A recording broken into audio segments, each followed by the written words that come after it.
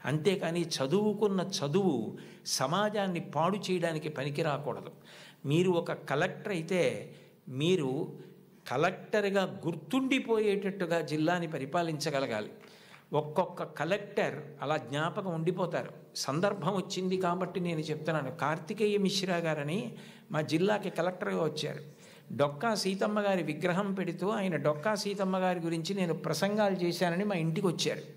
మా ఇంటికి వచ్చి ఆయన వచ్చినప్పుడే నేను మంచినీళ్ళు బయట నుంచి కొని తెచ్చుకుంటుంటే ఆయన చూశారు. ఏం గురువుగారు మీకు మంచినీళ్ళు లేవా అని అడిగారు. అడిగితే నేను అన్నాను, అయ్యా మాకు ఇక్కడ మంచినీళ్ళు లేవండి, ఉప్పు నీళ్ళు వస్తాయి, అందుకని మంచినీళ్ళు కొనుక్కుంటూ ఉంటామన్నాను. మీకేనా ఈ ప్రాంతం అంతానా అన్నారు. ఈ ప్రాంతం అంతా మంచినీళ్ళు లేవండి అన్నాను. ఆయన మీరు నమ్మండి నమ్మకపోండి, ఇప్పుడు కార్తికేయ మిశ్రా గారిని పొగిడితే నాకేదో ఆయన పదవి ఇస్తారనడానికి నేను ఉన్న ఉద్యోగమే పదవీ విరమణ చేసేసాను. నాకేం దాని మీద ఆశ లేదు.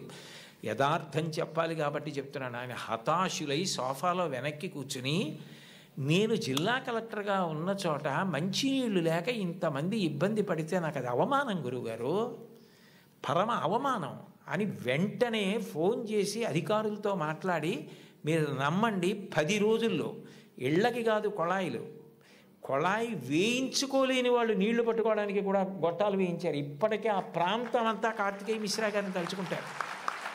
అంటే నువ్వు కలెక్టర్ అయితే అలా పేరు తెచ్చుకోగలగాలి.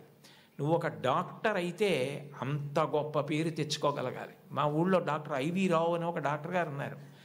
ఆ డాక్టర్ గారిని చూస్తే జబ్బులు తగ్గిపోతాయని తెల్లవారుజామున 4 గంటలకు ఆయన కోసం మంచులో వెళ్ళి నిలబడతారు. ఆయన కూడా అలాగే వైద్యం చేస్తారు. వ్యక్తిగత జీవితమే లేదు. నేను అప్పుడప్పుడు అంటుంటాను, డాక్టర్ గారు మీకు సినిమాలకు వెళ్ళాలని ఉంటుందా అని. ఆయన పెద్ద నవ్వు అంటారు, సినిమాకి వెళ్ళిన 2.5 గంటల్లో కోటేశ్వరారు నేను ఒక్క 10 మందిని వైద్యం చేసి చూసి వాళ్ళు సంతోషంగా వెళ్ళిపోయి వాళ్ళకి ఆరోగ్యం కలిగితే వాళ్ళ పని వాళ్ళు చేసుకుని సంపాదించుకుని బతికితే నాకు అంతకన్నా ఏం కావాలండి. సినిమా ఇచ్చే ఆనందం కన్నా ఈ తృప్తి నాకు ఎక్కువ గురువుగారు. ఇది చదువుకున్న వాడికి అది లేకపోతే అనవసరం అన్నారు. ఒక డాక్టరు తన వృత్తి మీద తానే విసుక్కుంటే అది మనిషి బ్రతకవలసిన విధానం అంటే అది మోరల్ వాల్యూస్ అంటే. అది లేని విద్యకు అందం ఎక్కడుంది? అది పువ్వే, సువాసన లేకపోతే అందం ఏది? మీరు ఏది చెయ్యండి అది రావాలంటే మీరు కుటుంబంలో నేర్చుకోవాలి. గురువుని గౌరవించడం తప్పకుండా నేర్చుకోవాలి. గురువు లాంటి వ్యక్తి లోకంలో ఉండడు. ఎందుకనంటే అమ్మా నాన్న సంపాదించినది ఏదుందో అది అమ్మా నాన్న శరీరం వదిలిపెట్టేసిన తరువాత వీలునామా వ్రాసినా వ్రాయకపోయినా పిల్లలకి వెళ్ళిపోతుంది.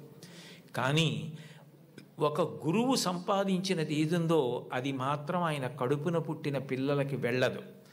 అహరహం రాత్రనక పగలనక కష్టపడి అనేక గ్రంథాలు చదివి జ్ఞాపకం పెట్టుకుని దాన్ని జ్ఞాపకానికి తెచ్చుకుని తాను ప్రభావితుడై ఎవరైనా అడగగానే తాను చెప్పకుండా ఉండలేక గడ్డి తిని తయారు చేసుకున్న పాలని దూడ వచ్చి పొదుగులో గుద్దినంత మాత్రం చేత ఆవు పాలు విడిచిపెట్టేసినట్టుగా తాను ఇంత కష్టపడి నేర్చుకున్న విషయాల్ని లోకహితం కోసం చెప్పే గురువు ఉన్నాడే, అట్లాంటి గురువు లోకంలో దొరకడు. మీ టీచర్ గారి కన్నా గొప్ప వ్యక్తి ఉండడు. మీరు జీవితంలో ఎప్పుడైనా అమ్మ నువ్వేం చేశావని అడిగితే మీరు అమ్మకి చెప్పలేని స్థితి కలిగితే, మీరు చేసిన పని మీ అమ్మగారికి మీరు చెప్పలేకపోతే అంతకన్నా ఆత్మద్రోహం ఇంకొకటి లేదు. మీరు ఏది చేసినా మీ అమ్మగారికి చెప్పగలగాలి. ఇది నేను మా అమ్మకి చెప్పలేను అన్న పని చెయ్యకండి. మీరు ఒకవేళ తప్పు చేసినా మిమ్మల్ని క్షమించడానికి సిద్ధంగా ఉండే మొదటి వ్యక్తి ఈ ప్రపంచంలో ఎవరైనా ఉంటే అమ్మే. అమ్మకి చెప్పకుండా ఉండకండి. అమ్మ ఒకవేళ మిమ్మల్ని దెబ్బలాడి ఇక పైన ఇట్లా చెయ్యకు అంటే ఇక మళ్ళీ ఆ తప్పు చెయ్యకండి. మీరు పిల్లలు కాబట్టి ఒకసారి చెయ్యొచ్చు ఎప్పుడైనా, కానీ పొరపాటు జరిగిన మీ అమ్మగారికి చెప్పండి, వద్దంటే మాత్రం చేయకండి. బహుశా కుటుంబం దగ్గరే నైతిక విలువలు మొదలవుతాయి. కుటుంబ విలువల గురించి ప్రస్తావన చెయ్యండి అని చెప్పి తన అనుభవంతో ఆయన నాకు సూచన చేయడానికి కారణం అదే అయి ఉంటుంది. తల్లి ఎంత గొప్పదో తండ్రి అంత గొప్పవాడు. తండ్రిని జీవితాంతం దైవంతో సమానంగా చూడాలి. పితృదేవో భవ, భగవంతుడే తండ్రి రూపంలో ఉన్నాడు. వేదంలో యజుర్వేదంలో అష్టమానువాకంలో రుద్రాధ్యాయంలో అంటారు, నమ శంకరాయ చ మయస్కరాయ చ నమ శివాయ చ శివతరాయ చ అని. మన కంటికి కనపడని భగవంతుడు తండ్రి రూపంలో ఇంట్లో తిరుగుతున్నాడు.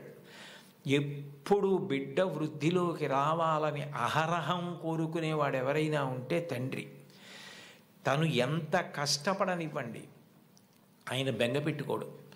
కానీ ఆయన కోరుకునేది ఒకటే, పుత్రాది చేత్ పరాజయం. తను ఎంత కీర్తి సంపాదించినా తనకన్నా కూడా కీర్తివంతుడు కొడుకై, ఈయనకన్నా ఈయన కొడుకు గొప్పవాడండి అనిపించుకొని కొడుకు చేతిలో ఓడిపోతాట తండ్రి ఆనందపడిపోతాట. అంటే తండ్రికి ఈ కొడుకు పట్ల ఎంత ప్రేమ ఉంటుందో చూడండి.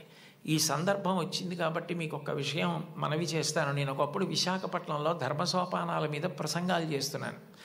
ఆ రోజుల్లో విశాఖపట్నంలో ఉన్న పాఠశాలల్లో ఉన్న విద్యార్థులకి మా నాన్నగారు అన్న విషయం మీద మాట్లాడమని వ్యాసరచన పోటీ నిర్వహించారు. వ్యాసరచన పోటీ నిర్వహిస్తే కొన్ని వందల మంది పిల్లలు పాల్గొన్నారు. అందులో 10 పేపర్లు చిట్ట చివర సెలెక్ట్ చేసి నాకు పంపించారు. ఇందులో ఫస్ట్, సెకండ్, థర్డ్ ప్రైజులు నిర్ణయించమని. నేను పేర్లు చూస్తే ఒకవేళ నాకు ఏదైనా పక్షపాతం కలుగుతుందేమో, సుశీల అని కనపడింది అనుకోండి, తెల్లవారుజామునే మా అమ్మ గుర్తొచ్చి ఒక మార్క్ ఎక్కువ వేస్తానేమో అని నేను పేర్లు చూడకుండా పేపర్లు దిద్ది మార్కులు వేసేసి తర్వాత పేర్లు చూశాను. చూస్తే నేను ఫస్ట్ ప్రైజ్ ఇచ్చినటువంటి వ్యక్తి ఒక మహమ్మదీయ బాలిక. నేనేం మార్చలేదు సుమండి, అట్లాగే ఇచ్చేసాం. అప్పుడు ఆ బహుమతులు ఇస్తున్న సభకి అప్పుడు తిరుమల తిరుపతి దేవస్థానాలకి కార్యనిర్వహణాధికారి మాన్యులు శ్రీ ఎల్వి సుబ్రహ్మణ్యం గారు, ఆయన ముఖ్య అతిథిగా వచ్చారు. ఆయన ప్రైజ్ ఇస్తూ ఈ పిల్ల ఏం రాసింది మైక్లో చదివి వినిపించమనండి అన్నారు. అంటే ఆ పాప పేపర్ చదివింది. అందులో ఆమె ఏం రాసిందంటే, వాళ్ళ అమ్మగారు టీచరు, వాళ్ళ నాన్నగారు కూడా ఏదో ఉద్యోగం, ఆయనకి బ్లడ్ క్యాన్సర్ వచ్చింది, చూసుకోలేదు, ముదిరిపోయింది, 3 నెలల్లో చనిపోతారని చెప్పారు.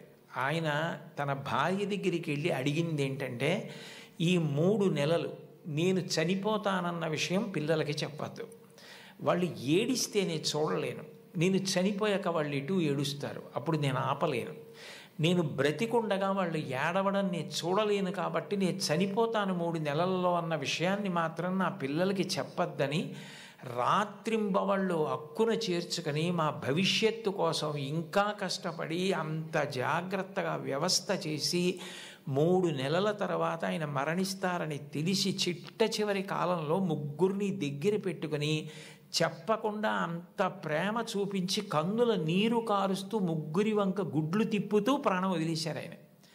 తండ్రి అంటే అది, అంతటి త్యాగశీలి మా నాన్న. ఇది నాకు తెలిసున్న తండ్రి. ఇంతకన్నా తండ్రి గురించి చెప్పడం నాకు రాదని రాసింది ఆ అమ్మాయి. ఆ అమ్మాయికి ఫస్ట్ ప్రైజ్ ఇచ్చాం.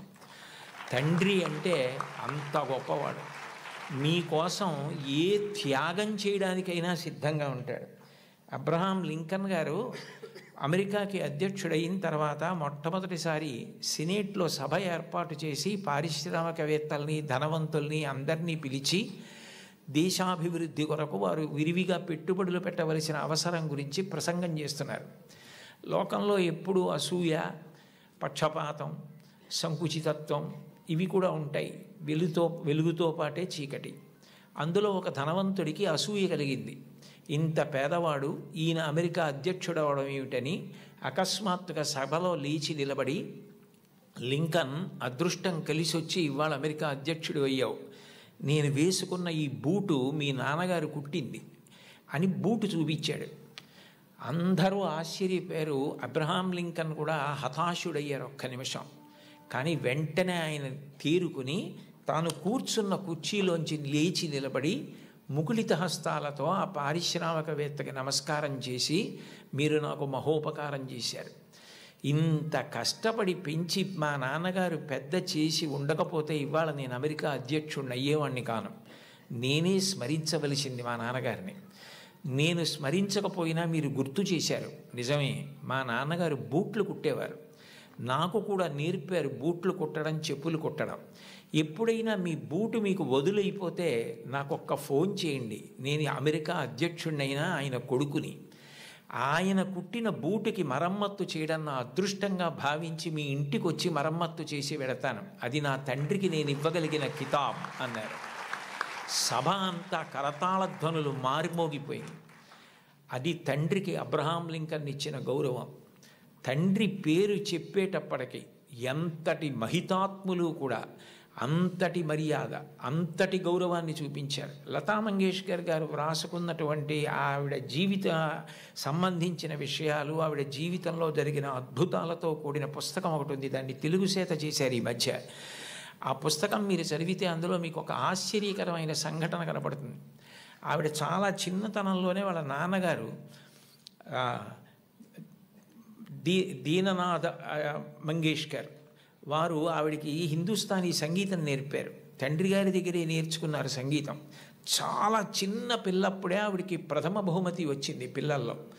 దిల్ రుబా అని సంగీత పరికరాన్ని ఆవిడికి ఆ రోజుల్లో బహుమానంగా ఇచ్చారు. ఆవిడ ఎంతో అపూర్వంగా తెచ్చి పిల్లకి మొట్టమొదట వచ్చిన బహుమానం కాబట్టి ఇంట్లో పెట్టుకుని దాన్ని అత్యంత విలువగా చూస్తూ ఉండేవారు. ఒక రోజున ఇంట్లో ఎలక ప్రవేశించి బట్టలు అవి కొట్టేస్తోంది. ఆ ఎలక ఒక చోట నిలబడి కనపడింది. వాళ్ళ నాన్నగారు ఆ ఎలకని చంపుదామని చేతికి ఆ దిల్ రుబా అన్న వాద్య పరికరం దొరికితే అది తీసి ఎలకని కొట్టారు. ఆ ఎలక్కి దెబ్బ తగిలింది, పడిపోయింది. కానీ ఈ దిల్ రుబా అన్న సంగీత పరికరం విరిగిపోయింది. ఈ పిల్ల ఏడుపు మొదలుపెట్టింది. లతా మంగేష్కర్, నాకు వచ్చిన మొదటి బహుమతి ఈ పరికరం, మీరు విసిరేశారు ఎలక మీదకి, విరిగిపోయిందని. వాళ్ళ నాన్నగారి దగ్గరికి పిలిచి కౌగిలించుకొని ఆ పిల్లతో అన్నారు, చూడు, ఇట్లాంటి బహుమానాలు నీకు జీవితంలో పెద్ద పెద్ద ఇళ్ళు కట్టి పెట్టుకున్నా కూడా సరిపోనని వస్తాయి.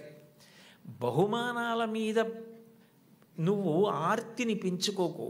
నీలో ఉన్న కళ పెరగడానికి నువ్వు పరిశ్రమ చేయడం నిరంతరం చెయ్యి.